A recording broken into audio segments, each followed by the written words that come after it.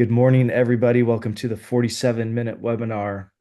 We're getting started right on time. We gave everyone a minute fluff, but these 47 minutes go by quick. We're down to 46. We're going to jump in. We're throwing out the idea of Giving Tuesday because a lot of people have Giving Tuesday in their focus when it comes to fundraising. And we're going to be maybe challenging some of the stereotype that comes with Giving Tuesday and hoping to broaden the horizon of our vision, of our mission, of our fundraising goals.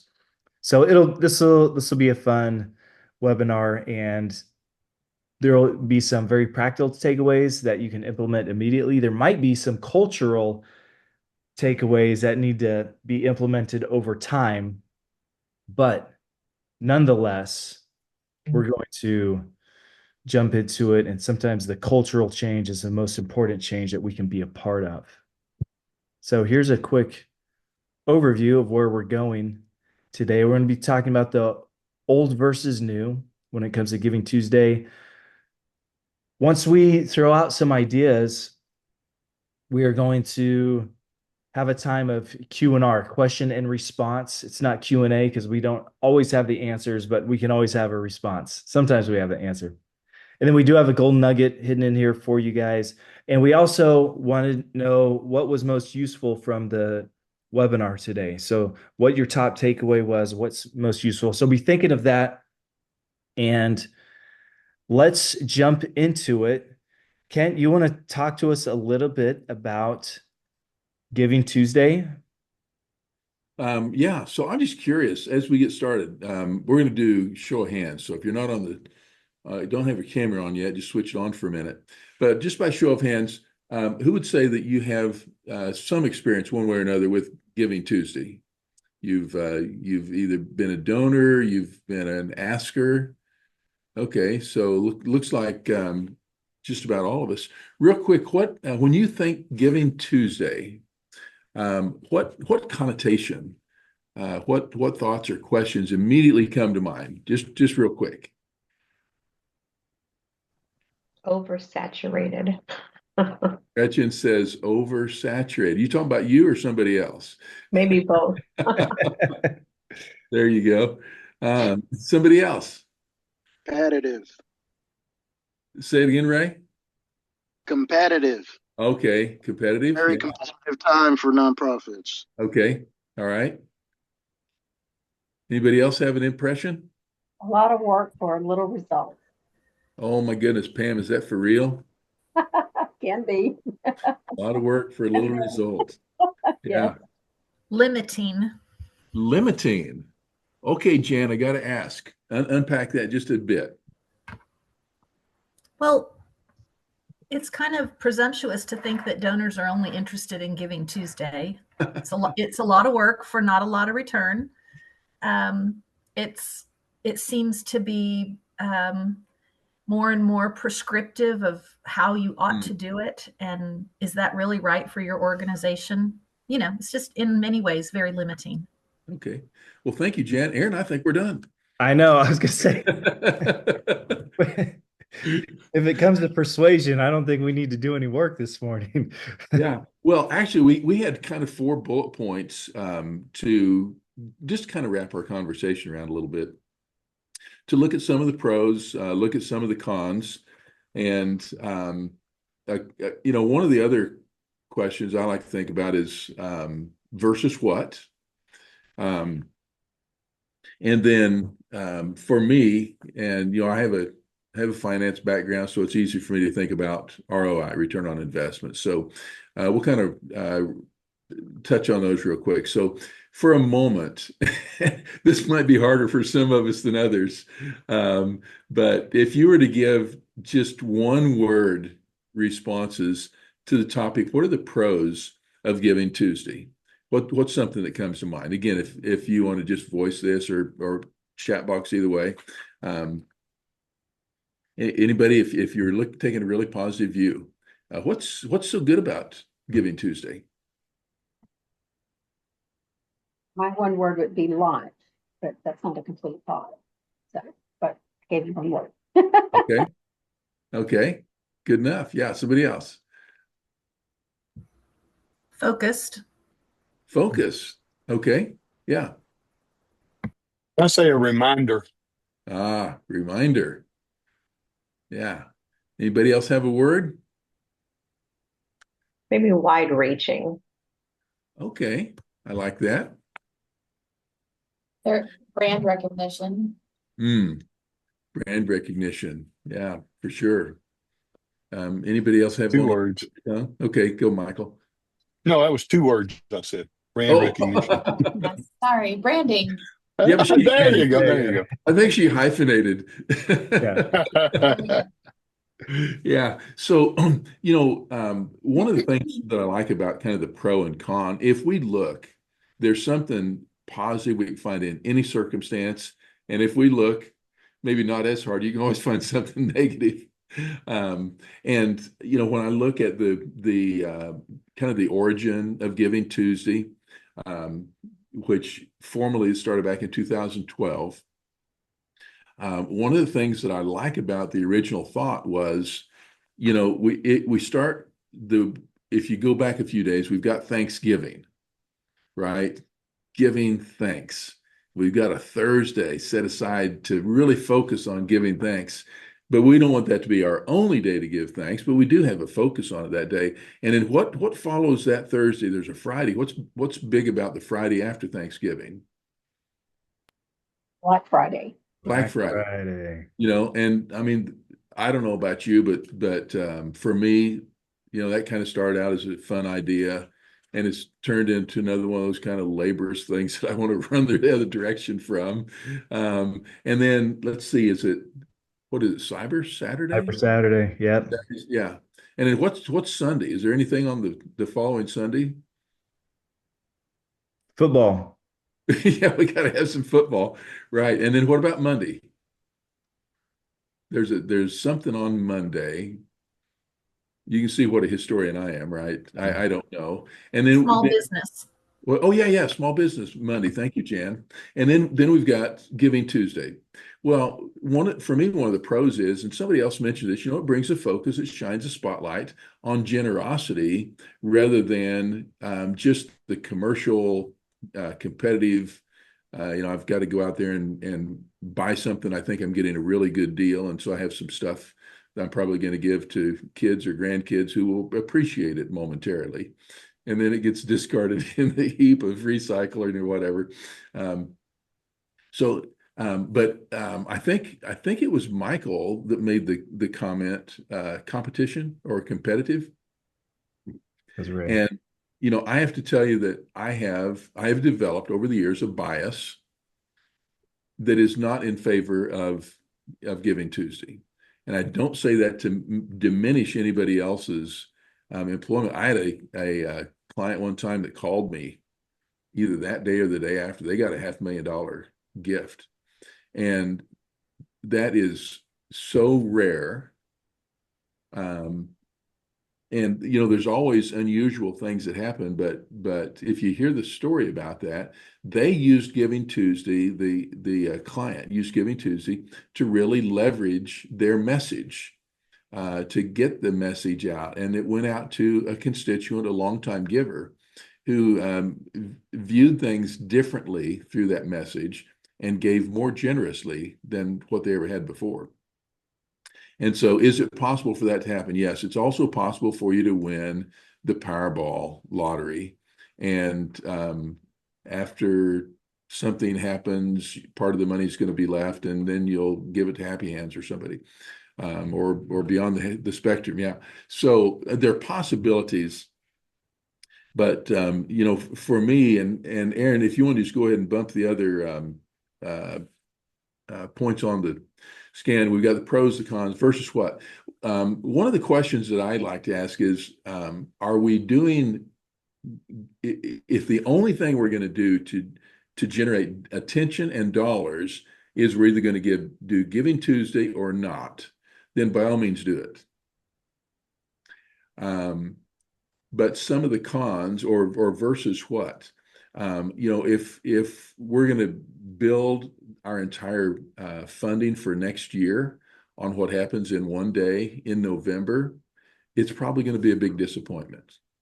And Pam, I think you used the comment, we're going to spend a lot of effort without much return. Or the way I put down, you're going to spend a lot of time, effort, money, and that kind of comes back to the ROI. What's the return on our investment? And one of the challenges today is, I think the most likely outcome is for us to be ignored. We are all the communication channels are overrun with everybody else that feels like we're competing at the same moment for the same dollar. And if that's what's going on, what is it that's going to make us win that competition? And so, in a nutshell, just a real quick thought: ask yourself, where does Giving Friday fit in your overall philanthropic priorities for the year? And again, I think most organizations would say it may not fit at all. Now, here are a couple things that I put behind that. Number one is there something about that particular day that is mission relevant to your organization?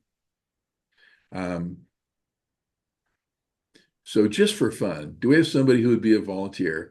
When you think about the calendar and something that's mission relevant in your mission time-wise, what's important from a calendar standpoint to your organization? Oh, and by the way, if you don't volunteer, I'm going to start picking on people. It's the end of the year. It's Q4. Okay. So Ray says the end of the year. Okay. And what's your organization again, Ray? One Community Jiu-Jitsu Club. Okay. And so do you guys only fight on December 31st? One more time, brother. Do you guys only fight or grapple on December 31st? Absolutely not. We do it year round. It's every day, right? Yeah. That's right. And you're probably ready to roll right now. Oh yeah. I'm about to do a private lesson here in like 15 minutes, buddy. Okay. Somebody else, when you think about your annual cycles or calendar, what's a special time of year, mission-wise? For NAMI, it's probably October, with it being October or May, our mental health awareness times of the year. Okay. So you got something on the calendar. It's mental health awareness. Absolutely. Yeah. Who else? For us, it's now morphed more into We do a giving spring. day in April. Gretchen, say it again, please. For us, it's morphed now into spring, which is where our two big fundraising events have really morphed into. Okay. And Heather, did you have a comment? Yeah, we do a giving day in April. And then we do, a gala, we do appeals in the fall, in the end of the year. Okay. But our fiscal year is end of May. So that's why we do our giving day there. And then for our donors, obviously for tax purposes, it's important for year end. Okay. Right. Yeah. So think about this. Calendar year end, December 31st, is kind of externally imposed on us, right? It's going to happen every year, about the same time every year, just the day before New Year's Day, right? And so that is and because of the tax code, that's something that's baked in, and it's built into human behavior. People are going to be thinking about giving at that time of year, whether they're thinking about us or not. So that's kind of external, and we want to leverage that. I'm going to pick on Jan for just a moment. Does anybody object if I just pick on Jan ever so slightly? You've known me too long. So Jan, you're involved with school. I don't know, do you celebrate the beginning of the school year or the end of the school year more?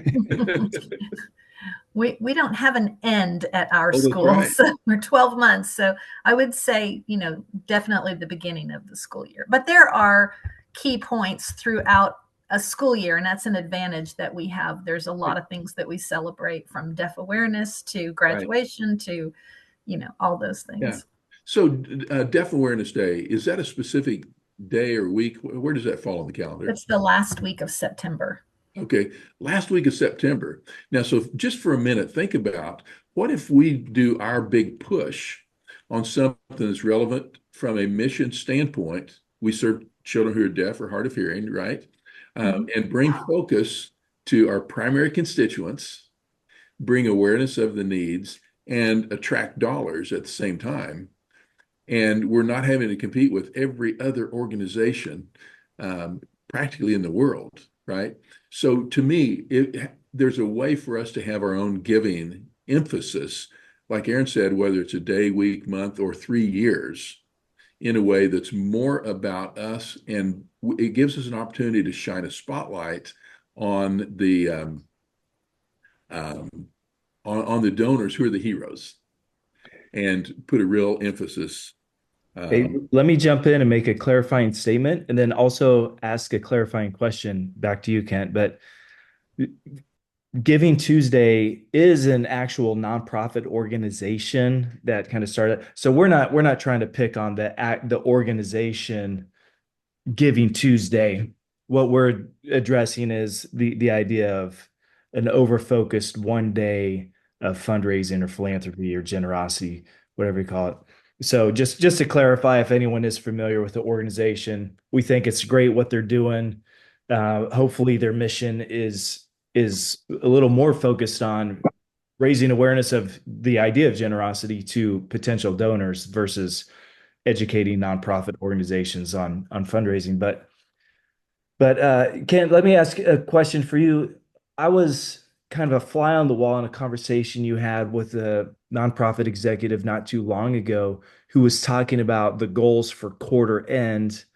And you had mentioned another idea that I think is pretty relevant to the conversation here. You want to walk us through that, maybe that conversation and the challenge you threw out to this guy and even the culture of Yeah. his organization? Yeah. So it was really interesting. This organization had a very well-established culture of having their metrics for the calendar, well, for each quarter. And here's one of the concerns that I have about that is when we put too much focus on when a gift is made, and if that is too short, so a quarter, that's 3 months, it deprives donors of one of the number one factor that impacts their generosity, and that is how much time they have to make the gift. And so we always look for a way to give the donor the gift of additional time. And I'm going to give you a rule of thumb. It's not one I created. It's just a fact. Here's what research tells us. And I'm going to contrast an annual fundraising cycle, not a day, month, or quarter, but an annual cycle to a 3-year cycle. And I'm just going to frame it around a $10,000 a year donor. So if we've got somebody who historically they're giving us $10,000 a year, if we will effectively conduct a 3-year campaign instead of an annual campaign, it's reasonable for that donor to give someplace between 5 and 10-fold over 3 years what they've historically been giving over 1 year. So you say, okay, 1 year at 10,000 times 3, that's 30,000. If we'll ask them for a 3-year commitment, oftentimes they'll give someplace between 50,000 and 100,000 in the same time frame. And primarily 2 things. Number one is because we're asking differently. And number 2, we're affording them enough time to be as generous as they want to. And so And Jan, you mentioned that we've known each other for a long time. I don't know when you started counting, but I'm going to say 20 years, right? Maybe even longer. So, I mean, think about this. Over the course of 20 years, what could that $10,000 donor do statistically? And everybody's not going to, and some are going to exceed that. But if we give them time to say, we'd love for you to be involved over this period of time, where might Happy Hands fall in your charitable priorities? It changes the conversation differently, dramatically, as opposed to here's what we usually do. And we don't put all these words in there, but it's coming to the end of the quarter and I got to meet my quota and I need, and it's me, and give, give, give. And as a result, people end up giving us what's in their pocket rather than what's in their possession. So, Aaron, is that kind of the Yeah, same that's conversation you were that's asking about? yeah, and I'm gonna share a story real quick, but let's go ahead and open up the chat box or be thinking of if you have any questions that you want to throw out there, Q&R time. But in exaggerated, the exaggerated form of this, and when you think of the anxiety of, oh, I got to meet my quota this quarter, I met one of my favorite fundraisers is at a fairly big organization, and all he does, so he's in a department, but all he does is planned gifts, bequests, life insurance policies. So, and if you look at him, he's never in a hurry. He's never anxious about the end of the month or the end of the quarter because he's looking so far down the road. And quite often, what'll be a donor's biggest contribution will come after their death. And to see how much peace he has in his job, and that's kind of the exaggerated because he's giving time. And obviously an organization can't only exist on planned giving. Yeah, there is a need here and now, but the idea of giving donors more time so they can be more generous, it's a gift to everybody. It's a gift to the organization. It's a gift to the donor because they're able to be more generous.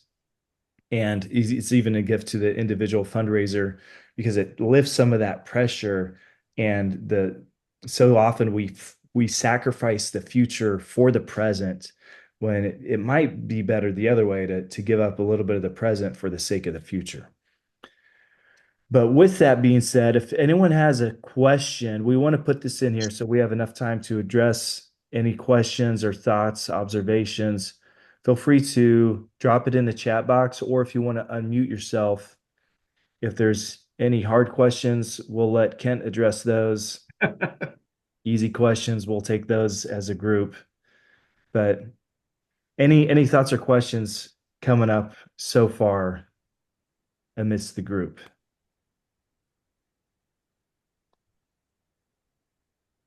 Actually, this is the opportunity to pick on Aaron.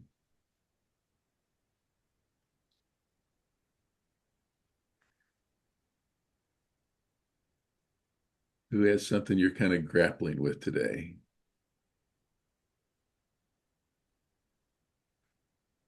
Nothing's popping up. So some people might be wondering, okay, how do we implement this into our day-to-day jobs or into the culture of our organization, or maybe even, Ken, you're talking about some of these concepts. Where is that idea coming from? I want to point you guys to a couple places. And yeah, I got one right here on my shelf. A lot of these ideas are in Kent's book, Asking About Asking. If you haven't got this book, Mastering the Art of Conversational Fundraising, fantastic resource. If you're interested in that, you can Google it. It's on Amazon, or drop a link or a note in a chat, and I'll make sure I give you a link.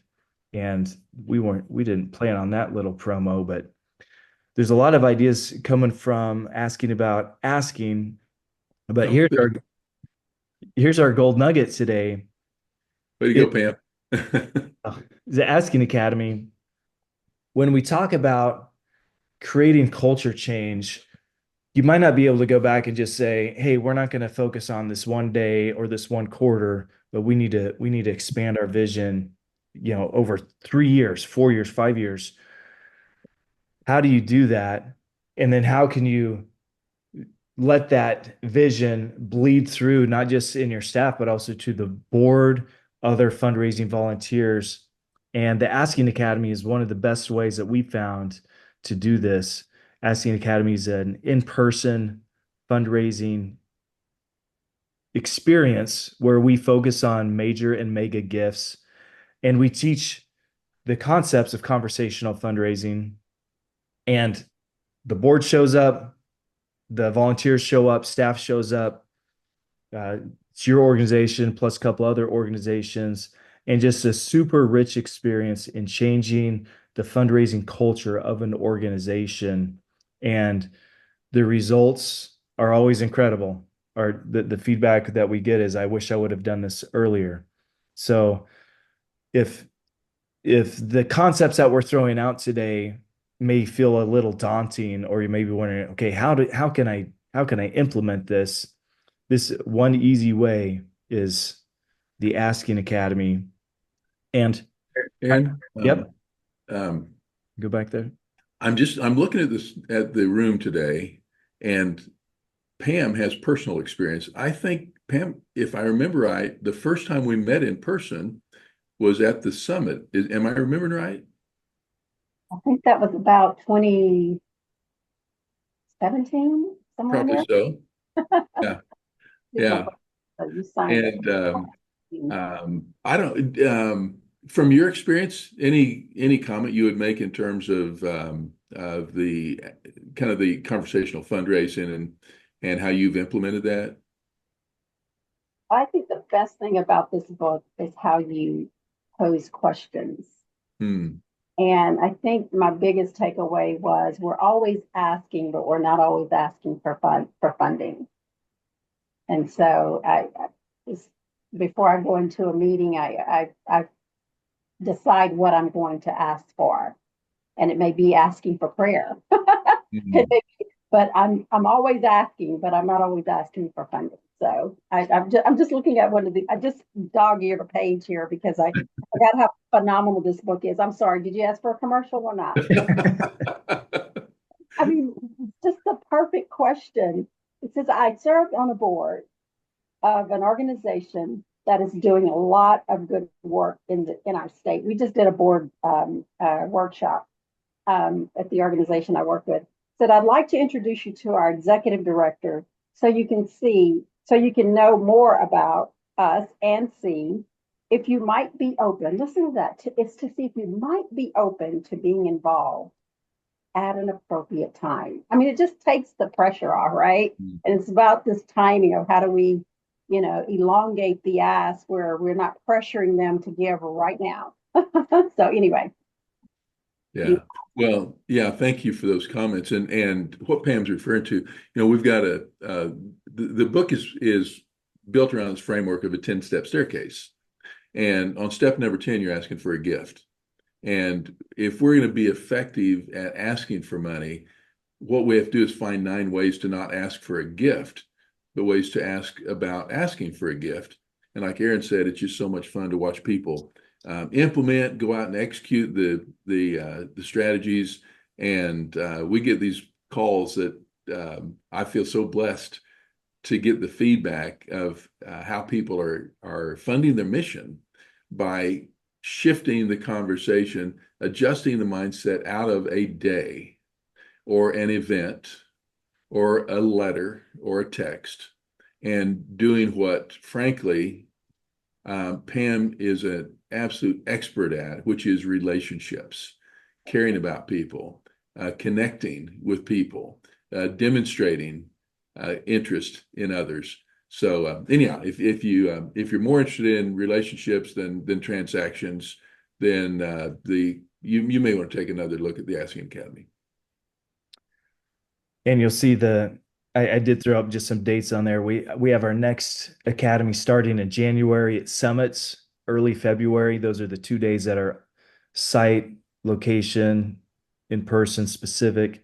And the whole program ends in May. So if we need to be talking, feel free to drop either a note in the chat or drop me a message, email, LinkedIn, but would love to get you connected. And you can always go to askingacademy.com to connect. And the relationship is so important. It breaks my heart when I hear people who spend $100,000 putting on a gala that ends up raising $100,000 and it's a break even.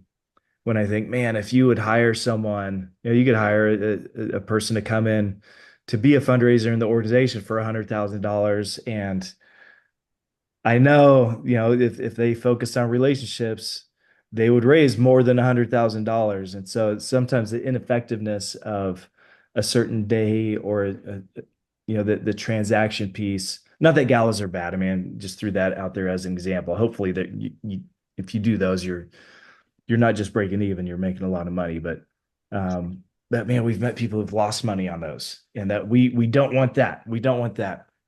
So let's share what was most useful today as we're talking about taking the focus off of one specific day and looking at a bigger picture. What's your top takeaway? What was most useful? And not many people had any questions during the Q&R time, but if you want to throw up a question as well, feel free to share that. But anyone want to drop a note in the chat or unmute themselves and share what was your most beneficial takeaway from today? Aaron, I think something that made me think was a question that Ken asked the man that was going to go grapple. And he said, do you only grapple one day a year? I mean, and that's something we need to ask, do we only provide safe housing for children one day a year? No, we do it 365, 24/7. And so why do we think we can generate significant revenue one day, one event? So anyway, that was just a really good question. Yeah. And the heart of that question is mission relevance. Mm-hmm. Is our mission relevant year round? And there are, there's some specific missions that aren't, that might be a little more seasonal, but I think most everyone on the call, it's like, no, we're doing the work year round, very, very relevant. And that's a great point to bring up. And in the chat, we see a takeaway: rather than competing with all nonprofits on one day a year, focus on the calendar time that is unique and important for your organization and its supporters. Rayleigh, great point. There's a organization I'm pretty involved with, and they serve combat veterans, and so Veteran Day and Memorial Day are two days for them specifically that really pop out, that may not be relevant to other organizations. So yeah. I'll add to that. I forgot what I knew from many years ago, and I used to implement this. So your question to ministry relevance or mission relevance reminded me that National Bible Week is the week before Thanksgiving. Yeah.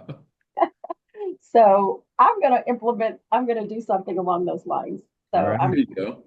for the added inspiration. That's great, Pam. Thank you.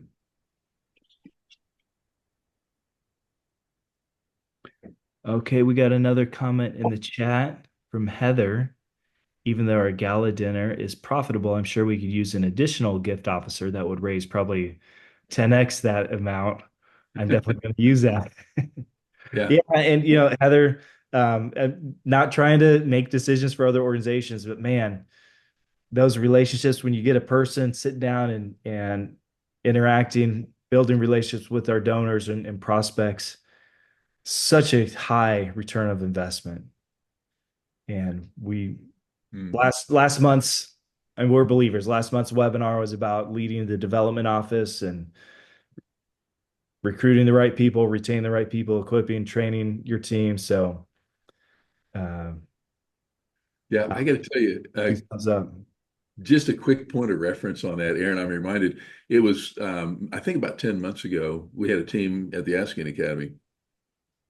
And I mean, they went out and executed in a marvelous way.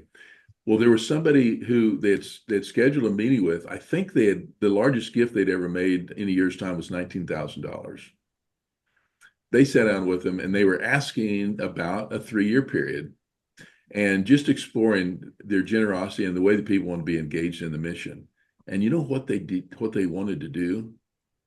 They wanted to give them $1 million. $1 million, but they needed 10 years to do it. Now, let me ask you, if somebody needs a little extra time, can you give it to them? I mean, you take 1/10 of that is 100,000 over a year. And I don't think they were going to give on a kind of equal basis. But even if they were, I mean, to go from 19,000 to $100,000 a year, that's huge. I mean, we'd have a big party where I come from, right? But the key point in that is, number one, they approached him differently. And number two, they gave him the gift of time so that the givers could be as generous as they wanted to, rather than, I got to do this, our fiscal year ends, our budget, this or that. Nobody cares about your budget or when your fiscal year ends. Now, again, leverage those things in a beneficial way, but in ways that inspire, not ways that kind of guilt people or cause them to feel the panic that we're feeling. Yes. Holly, you made a comment in the chat. I wrote down your name. I'm here in Kansas City, so why don't we plan on getting coffee sometime and we can connect in person. That sounds great. Hey, Holly, what's that behind you? That's Dottie. That's my son's therapy dog. Okay. Looks really comfortable. Very comfortable. She got a calming treat before this meeting so that I could be uninterrupted. I need to find out about those calming treats. Yeah.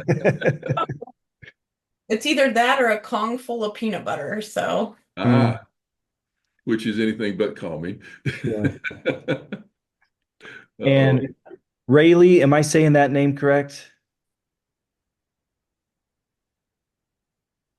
Okay. Rayleigh. Oh, she said yes. Rayleigh wrote down this comment. Also, to think of the amount of staff time spent on one event that could be spent on several relationships. And yeah, those are some of the factors when you think of even Giving Tuesday. How much time is our marketing team putting towards that? Our event team, maybe if we have volunteer hours. When you add up all the stuff, not just the energy day of, but all the prep that goes into it, typically you reallocate that into relationships, and one conversation could cover some of the results of some of these things. So yeah, great point. And that's, again, there may be some culture shift that needs to happen, and there may be a day where it is really effective and you need to keep doing that. And sometimes it's not just about the gifts you're raising, but the awareness you might bring to the community. So, we're not trying to criticize the Giving Day, but you're making the point for us that when you really add it up, taking a step back, giving yourself more time does lend itself to really good results.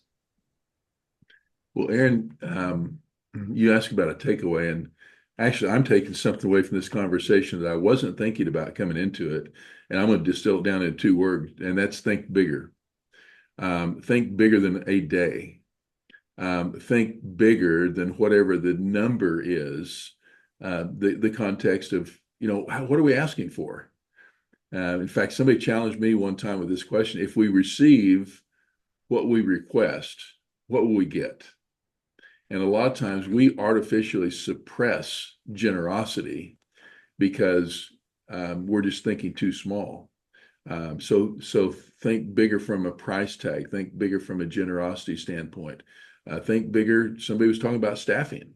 The bigger we think, the bigger those around us are going to think. And we didn't plan this either, but I'm gonna throw this slide up here a little prematurely, at least what we are planning. Oh, yeah. Next Yeah. month's webinar is all about our mindset, having an abundance versus scarcity mindset.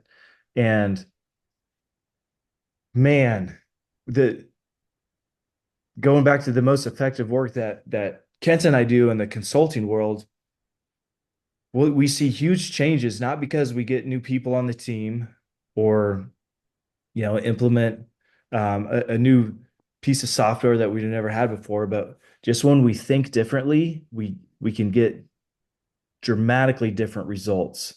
And we're gonna have Sarah Grounds on the call. She's executive director at the City Lights Foundation of Oklahoma, and her team started thinking a little differently, and their results are amazing. So you're going to want to hear her story. But Ken, I agree with you. Just Mhm. how we think impacts our actions and can lead us to new results. And that's why we love bringing other board members and fundraisers into the process as well, because you don't have to be a staff person to be a great fundraiser.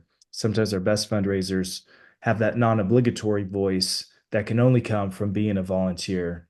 And when people can see themselves in that light, they become excellent fundraisers. And then as staff people, we won't want to go on a call without them. We'll want them to be that third person in the conversation. Yeah. Well, I can't wait for everybody to meet Sarah next month. She is, when I think about Sarah, I think about courage. She is, if not the most courageous person I know, she is one of the most. And the way that she demonstrates that courage in fundraising. I mean, I don't know if anybody else ever feels this way, but holding back because I'm afraid of something, and we all have that. But she is such a picture of success and leadership, and you're gonna love Sarah Grounds.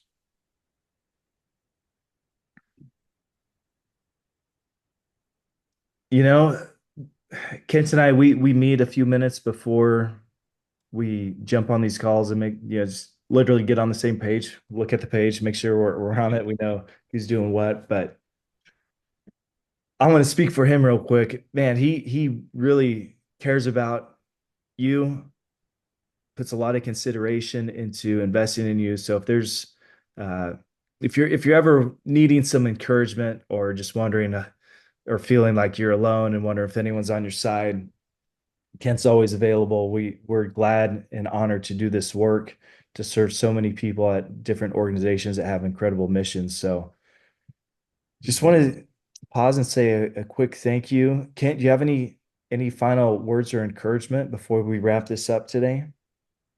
Well, I guess the main thing I would say, when I reflect on the whole topic, and it's leveraging what you just said, Aaron, the missions that you represent. I mean, there's so many different things that are accomplishing so much. Your face and your voice and your stories deserve to stand out, not get lost. And again, there are ways you can make things stand out, but I would just say, think about, don't be hesitant to shine a light on the good work that your organization, your mission is doing, because what you do, nobody else can do just like you do. So there's a uniqueness, and there's so many times we have people who are around us that have way more time than, excuse me, they have way more money than they have time, and they know what they do, but there's no way they can do what you do. And so don't hesitate to invite them in with the solutions that you have, and then celebrate the results. All right. Thank you. Well, with that, we want to say a big thank you to everyone for logging on today, for giving us 47 minutes of your time. I think we're only going to take 45 or 46. So might call it a little bit short, but we're wishing all of you the best, and may you have a wonderful, not just Giving Tuesday or Giving Year, but may Giving couple years as we push the mission forward. So God bless and goodbye, everybody. See you next time.